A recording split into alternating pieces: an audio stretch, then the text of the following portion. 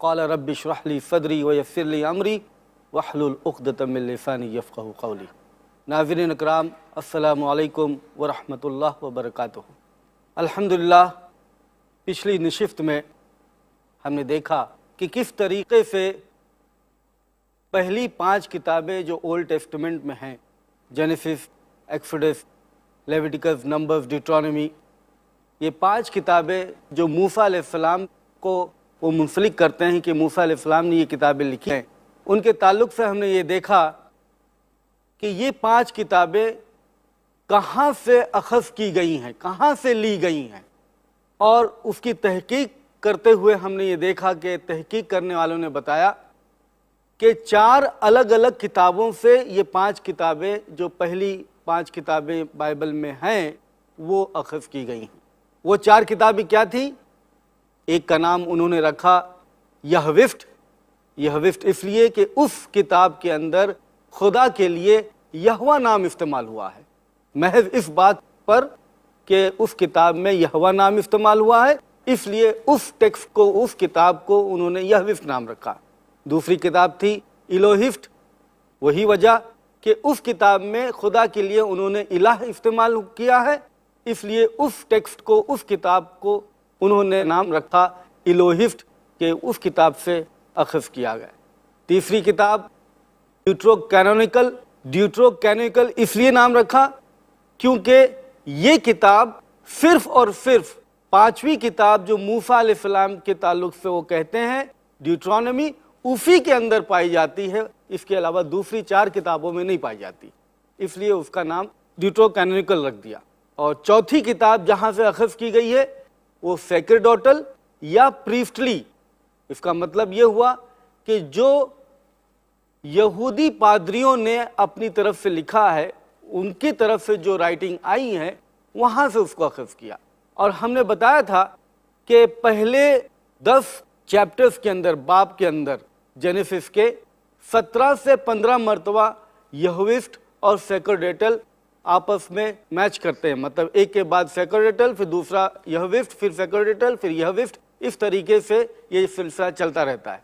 और फिर हमने ये बताया कि जाहिर है कि अगर एक टेक्स्ट से आप मसाला लेते हैं और फिर वही मसले पर, उसी मौजू पर दूसरी किताब से फिर वो मसाला लेते हैं, तो जाहिर है कि आपस में तज़ाद होने की गुंजाइश रह जाती है और आपस में तज़ाद होकर जाते हैं।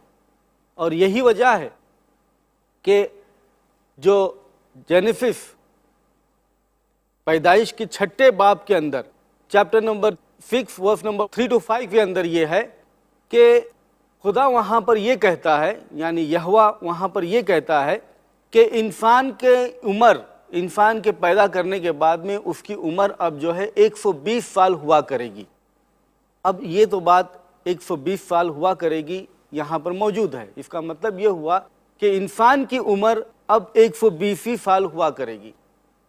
2-4 चैप्टर आगे बढ़ जाते हैं, जेनेसिस चैप्टर 11 नंबर के बाब और 1 से 32 नंबर तक हम ये देखते हैं, ये टेक्स्ट जो है वो प्रीस्टली या सैक्रेडोटल टेक्स्ट से लिया गया है। पहला वाला टेक्स्ट जो था, पहली वाली तहरीर जो थी, वो यहविफ्ट टेक्स्ट से थी। दूसरी वाली तहरीर वो प्रीस्टली तहरीर से है, सैक्रेडोटल तहरीर से है। ये दोनों अलग अलग किताब से है। अब एक किताब से जो हमने जो देखा कि वहाँ से लिया गया है, तो उसके अंदर ये बताया गया कि खुदा कह रहा है कि इंसानों की उम्र 120 साल हुआ करेगी। यहाँ पर हम देख रहे हैं कि नूह अलैहिस्सलाम, जो सैक्रेडोटल टेक्स्ट है, वो 11 नंबर के बाब के अंदर, 11 नंबर के चैप्टर के अंदर नूह अलैहिस्सलाम के 10 नस्ल, वो 400 से 600 साल की उम्र उनको मिलती है। तो ये क्या बात हुई कि पहले टेक्स्ट में 2-4 चैप्टर पहले 120 साल की उम्र, और फिर उसी 2-4 चैप्टर के बाद में हम देखते हैं कि इंसानों की उम्र 400 साल है, 600 साल है, 380 साल है, 207 साल है, इस तरीके से हमको मिलता है। तो जाहिर है कि अगर अलग अलग किताब से आप अख़ज़ करके जमा करेंगे तो कॉन्ट्रडिक्शंस और तज़ाद आपको मिलेंगे ही। और इतना ही नहीं, ए लॉर्ड्स ने 1941 में 1941 के अंदर ये बताया कि ये जो 4 किताबें हमने तहकीक की हैं कि 4 किताबों से ये बातें ली गई हैं, ये 4 किताबें अपने आप में खुद अलग अलग किताबों से जमा की गई हैं। यानी यह विफ्ट खुद 3 अलग अलग किताबों से जमा हुआ है, इलोहिफ्ट खुद 4 अलग अलग किताबों से जमा हुआ है, ड्यूट्रोकैनोनिकल खुद 6 अलग अलग किताबों से जमा हुआ है, और प्रीफ्टली सैकर्डेटल वो 9 अलग अलग किताबों से जमा हुआ है। तो अगर ये सब इतनी सारी किताबों से जमा होकर के 4 किताब बनते हैं और वो 4 किताब से फिर अखज़ करके पहली 5 किताबें ये लिखी जाती हैं, तो किस तरीके से हम इसको इल्हामी किताब कह सकते हैं? आप इसी पर गौर करें। हरगिज़ हम इस किताब को इल्हामी नहीं कह सकते। दूसरी बात, आपको याद होगा कि हमने बताया कि ये नुस्खे जो ये कहते हैं कि बाइबल ये हमारे पुराने नुस्खे जो दरियाफ्त हुए हैं उनको, जो 325 साल ईस्वी के हैं, 350 साल ईस्वी के हैं, 380 साल या 400 साल ईस्वी के हैं, जिसका नाम था कोडेक्स सिनेटिकस, कोडेक्स वेटिकनस, कोडेक्स एलेक्जेंड्रियनस। अगर इसके ताल्लुक से भी हम तहकीक करें और जानें, तो तहकीक करने वालों ने यह बताया कि ये जो नुस्खे हैं, क्या ये अपने आप में मुकम्मल हैं? जिस नुस्खे को बेस बनाया गया है, जिस नुस्खे के ऊपर पूरा दारोमदार है कि यही सबसे पुराना नुस्खा हमारे पास में मौजूद है, 325 साल के पहले हमारे पास में कोई दूसरा नुस्खा नहीं है, यही सबसे पुराना नुस्खा है, और इसी नुस्खे के ऊपर आप पूरा दारोमदार बनाते हो कि यही हमारा बेस है, तो क्या ये नुस्खा अपने आप में मुकम्मल है? स्कॉलर्स ये बताते हैं, तहकीक करने वाले ये बताते हैं कि ये नुस्खे अपने आप में मुकम्मल भी नहीं है, ये मुकम्मल नहीं है, बल्कि कोडेक्स सिनेटिकस के ताल्लुक से कहा जाता है। बताते हैं स्कॉलर्स कि इसके अंदर जेनेसिस के पहले नंबर चैप्टर से लेकर के 46 नंबर चैप्टर तक 41 पन्ने गायब हैं। सोचिए तो सही, जिस नुस्खे के ऊपर आप पूरा दारोमदार है उसके पन्ने ही गायब हैं। दूसरी बात, इसके अंदर कोडेक्स वेटिकनस के अंदर, कोडेक्स वेटिकनस वही कोडेक्स है या वही नुस्खा है जो वेटिकन के अंदर महफूज है, इसलिए उसका नाम कोडेक्स वेटिकनस पड़ा। उसके अंदर 1 पीटर 2 पीटर नहीं है, उसके अंदर टाइटस नहीं है, फिलेमन नहीं है, रेवलेशन नहीं है। ये 1 2 पीटर क्या है, टाइटस क्या है, 1 Timothy, 2 Timothy, Titus, Philemon, Revelation, ये सारी न्यू टेस्टामेंट की किताब आज हमको बाइबल में मिलती हैं। आज ये किताबें न्यू टेस्टामेंट में पाई जाती हैं, लेकिन यही बाइबल जिसके ऊपर बेस्ड किया जाता है वो नुस्खे के अंदर ये किताबें नहीं हैं। मतलब आप कोई भी बाइबल उठाएं, चाहे ये गुड न्यूज़ बाइबल उठाएं, चाहे जेहोवा विटनेस की बाइबल उठाएं, चाहे कोई भी बाइबल उठाएं, सब बाइबल में आपको मिलेगा ये किताबें 1 टिमोथी, 2 टिमोथी, टाइटस, फिलोमेन और रेवलेशन। ये किताब जितनी भी यहाँ बाइबल मिल रही हैं वो कोडेक्स वेटिकनस के अंदर नहीं है। ये क्या बात हुई कि जिस किताब के ऊपर आप पूरा दारोमदार रखते हो, बेस्ड करते हो, और उस किताब में ये किताब है ही नहीं, तो कौन से हिसाब से आप कहते हो कि हमारी ये किताबें मैन्युस्क्रिप्ट्स के ऊपर बेस्ड हैं? दूसरी किताब या दूसरा नुस्खा जो है वो कोडेक्स सिनेटिकस है। कोडेक्स सिनेटिकस भी क्या अपने आप में मुकम्मल है? क्या जो कुछ भी कोडेक्स सिनेटिकस में है वो सब कुछ आज बाइबल में है? हकीकत तो ये है कि ऐसा भी नहीं है। कोडेक्स सिनेटिकस के अंदर आप देखेंगे तो एपिस्टल ऑफ बारनबस है। आज बाइबल में कोई भी बाइबल उठाइए, चाहे रोमन कैथलिक की बाइबल उठाएं, चाहे प्रोटेस्टेंट्स की बाइबल उठाएं, चाहे न्यू वर्ल्ड ट्रांसलेशन उठाएं, कोई भी बाइबल में आपको एपिस्टल ऑफ बारनबस नहीं मिलेगा। सिर्फ एपिस्टल ऑफ बारनबस नहीं, ऐसा नहीं, बल्कि कुछ portions of shepherd of Hermès भी हैं कोडेक्स सिनेटिकस के अंदर, लेकिन शेफर्ड ऑफ हर्मिस नाम की ये किताब बाइबल में उसका नामो निशान नहीं है। ये क्या बात हुई कि जिस नुस्खे को आप बेस बनाते हैं उसके अंदर ये किताब मौजूद है, कोडेक्स सिनेटिकस के अंदर, शेफर्ड ऑफ हर्मिस और एपिस्टल ऑफ बारनबास, तो ये किताबें क्यों नहीं हैं? सच्ची बात तो ये है कि shepherd of Hermès early Christianity के अंदर ये किताब पोटमस एफिसस के नज़दीक ये किताब लिखी गई है, और इस किताब के अंदर ऐसी ऐसी बातें हैं कि अगर वो बातें छप जाएं और बाइबल में हो तो दूसरी किताब के अंदर जो बाइबल की हैं उन बातों को वो रद्द कर जाएंगी। हकीकत तो ये है कि शेफर्ड ऑफ हर्मिस वो उन किताबों में से है जिसके अंदर तौहीद का जिक्र है और तस्लीफ का रद्द है।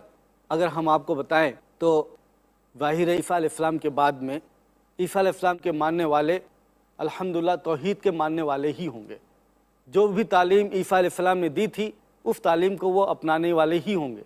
तो ज़ाहिर है ईसा अलैहिस्सलाम की तालीम को लेके जो भी चला होगा वो सच्ची तालीम लेके चला होगा, और उन सच्ची तालीमों में ये सारी किताबें हुआ करती थी जिसके अंदर तौहीद का जिक्र हो। लेकिन कुछ ज़माना ऐसा भी आया जब पॉल ने इसको हाईजैक किया और पॉल के मानने वालों ने वो नज़रिया पेश किया जो तौहीद के बिल्कुल ऑपोजिट होता था, उसके ख़िलाफ़ पड़ता था, और उन्होंने तस्लीफ़ का नज़रिया दुनिया वालों को दिया।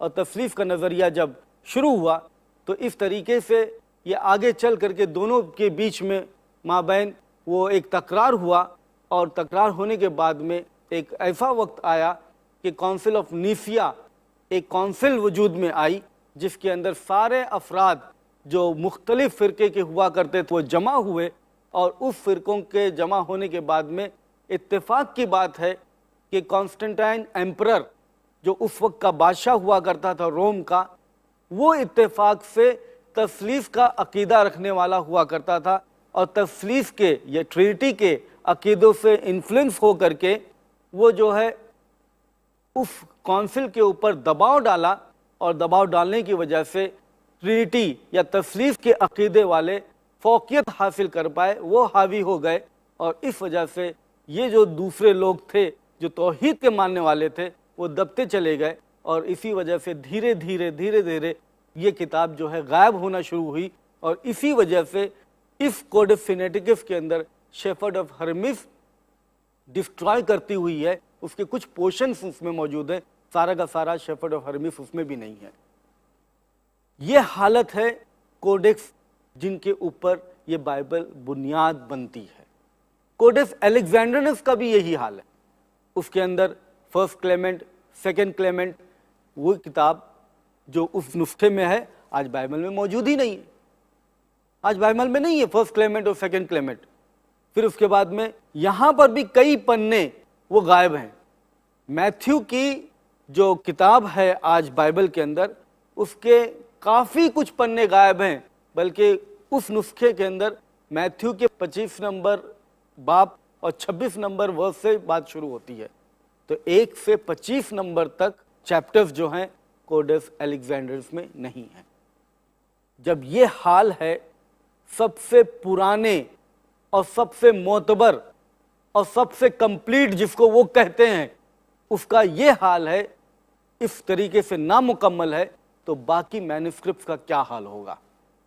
और एक मजे की बात, कोडेक्स सिनेटिकस, कोडेक्स अलेक्जेंड्रियनस, कोडेक्स वेटिकनस और जितनी भी कोडेक्स ये कहते हैं, ये सारी की सारी ग्रीक ज़बान में है। क्या ईसा अलैहिस्सलाम की ज़बान ग्रीक थी?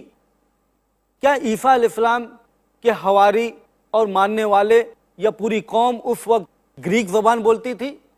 तो इसका क्या मतलब है कि जो सबसे पुरानी किताब या नुस्खे इनके पास में हो वो ग्रीक ज़बान में है।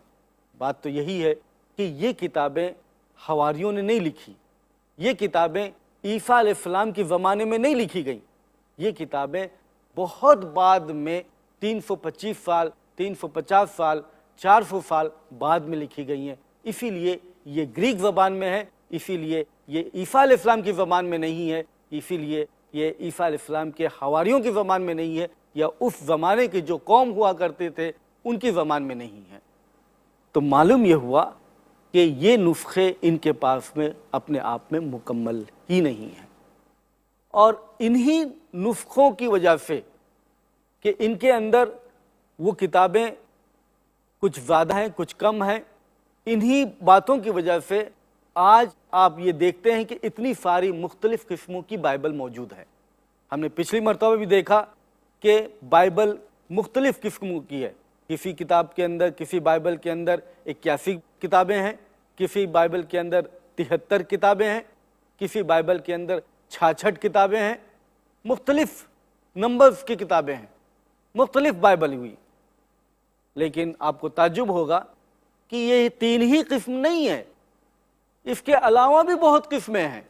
दुनिया भर का अगर हम जायज़ा लें तो रोमन कैथलिक वर्जन और प्रोटेस्टेंट वर्जन के अलावा भी दूसरी मुख्तलिफ किस्म की बाइबल मौजूद है।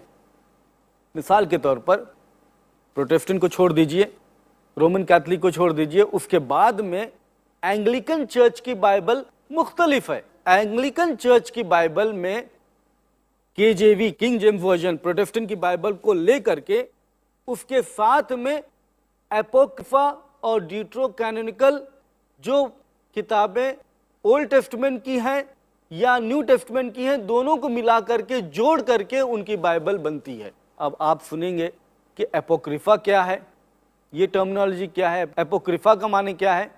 तो हम बता दें कि एपोक्रिफा ये बहुत बेहतरीन वर्ड इन्होंने कॉइन किया है। इसका मतलब ये है हिडन फ्रॉम द पीपल, अवाम से छुपाया हुआ, अवाम से दूर किया हुआ। यानी ये कि कुछ किताबें जब उनके अकीदे के खिलाफ पढ़ती थी, यानी ईसा अलैहिस्सलाम के जो सच्चे मानने वाले हवारी और फॉलोअर्स हुआ करते थे, उनकी बातें वो बाद के जो तस्लीफ के अकीदे वाले हुआ करते थे उनके खिलाफ पढ़ती थी।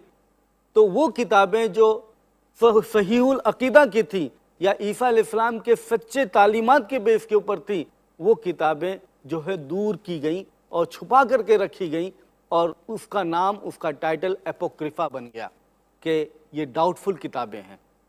इसीलिए धीरे धीरे इसको ख़त्म किया गया, बर्बाद किया गया, और बाद में जो है उन्हीं किताबों को कायम रखा गया जो इनके पास में आज बाइबल में मौजूद है। एंग्लिकन चर्च की हमने देखा कि एपोक्रिफा और ड्यूटरोकैनोनिकल जो ओल्ड टेस्टामेंट और न्यू टेस्टामेंट को मिला करके है, वो सब जमा करके एंग्लिकन चर्च की बाइबल बनती है। इसके अलावा ग्रीक ऑर्थोडॉक्स चर्च, ये उनकी बाइबल अलग है। ग्रीक ऑर्थोडॉक्स चर्च की बाइबल अलग है। इसके अंदर आपको रोमन कैथलिक की बाइबल आप ले लीजिए और उसके अंदर जोड़िए इस्ड्रास, प्रेयर ऑफ मसीना, मैकबीस तो रोमन कैथलिक की बाइबल में है, लेकिन प्रेयर ऑफ मसीना नहीं है। प्रेयर ऑफ मसीना कोई भी बाइबल में नहीं, ना रोमन कैथलिक की बाइबल है ना प्रोटेस्टेंट बाइबल में। तो ये नई किताब ग्रीक ऑर्थोडॉक्स चर्च की बाइबल में आपको मिलेगी। ये हुई ना मुख्तलिफ बाइबल। फिर उसके बाद में कॉप्टिक बोहरिक बाइबल। कॉप्टिक बोहरिक बाइबल वो बाइबल जो अरब खित्ते में पाई जाती है, जो अरब ईसाई हैं उनके पास में पाई जाती। इनकी बाइबल में तो 85 किताबें एक्स्ट्रा हैं जो दूसरी किताबों में नहीं है, दूसरी बाइबलों में नहीं है। इस तरह इनकी एक अलग मुख्तलिफ बाइबल हुई। इथियोपिक चर्च बाइबल। इथियोपिक चर्च बाइबल में एक अजीब बात है कि इनके पास में 2 किस्म की बाइबल हैं, एक मोटी बाइबल और एक पतली बाइबल। मोटी बाइबल और पतली बाइबल, नैरोर बाइबल और ब्रॉडर बाइबल। इसका क्या मतलब है? इसका मतलब ये है कि जो मोटी बाइबल है उसके अंदर और ढेर सारी किताबें हैं, और जो पतली बाइबल है उसमें कम किताबें हैं। दोनों को मिला दें तो बहुत सारी किताबें हो जाती। एक हिस्से में तो न्यू टेस्टामेंट में आपको 27 किताबें जो न्यू टेस्टामेंट की हैं, उसके अलावा 35 और किताबें उसमें जोड़ी गई हैं। जैसे इस्ड्रास है, फर्स्ट क्लेमेंट, सेकेंड क्लेमेंट, एपिफिल to Ethiopia, Clement to Ethiopia, इस तरीके की किताबें उसके अंदर मौजूद हैं। इसी तरीके से आपको सीरियक चर्च की बाइबल भी है। सीरियक चर्च की बाइबल में सबसे कम किताबें हैं, 22 किताबें कुल मिला करके हैं। अब बताइए कि अगर इस तरीके से आपके पास एक बाइबल भी नहीं है, उस पर भी आप यूनिफॉर्म नहीं है, तो किस मुंह से आप ये दावा करें कि हमारे पास में इल्हामी किताब है और हमारे पास में ये किताब सारी नजात के लिए, सारी इंसानियत के नजात के लिए ज़रिया है। मैं इन्हीं बात पर अपनी बात को ख़त्म करता हूँ। व आखिर दावाना अनिल हम्दुलिल्लाहि रब्बिल आलमीन।